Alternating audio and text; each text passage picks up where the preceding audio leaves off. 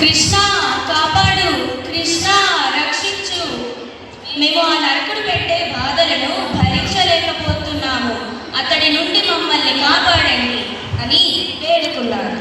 శ్రీకృష్ణుడు వెంటనే సమరానికి సిద్ధమైన సమయంలో తన ప్రియసఖి అయిన సత్యభామ, నాథా నాథా, మీ వెంట నేను కథన రంగానికి విచ్చేస్తా, అలాగే విచ్చేయి.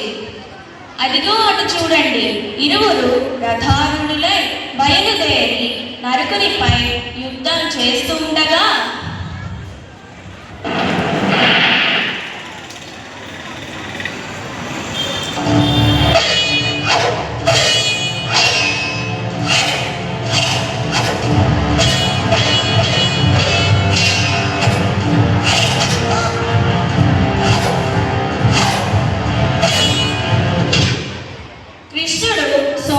పడిపోవడంతో వెంటనే సత్యభామ తాను నరకునిపై బాణవర్షం కురిపించి అతనిని సంహరిస్తుంది.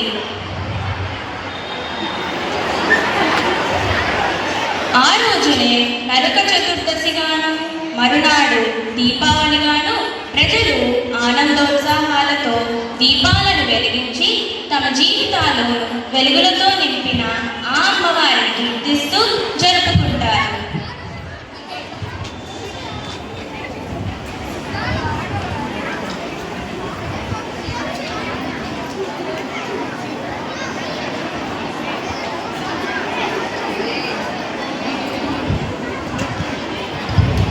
అలాగే శ్రీరాముడు దశకంఠుడైన రావణాసురుని సంహరించి లంకలో ఉన్నట్టు సీతమ్మ తల్లిని తోడ్కొని అయోధ్య నగరానికి తెచ్చాడు. రాముడు లేని అయోధ్య రాజ్యం చీకటిమయంగా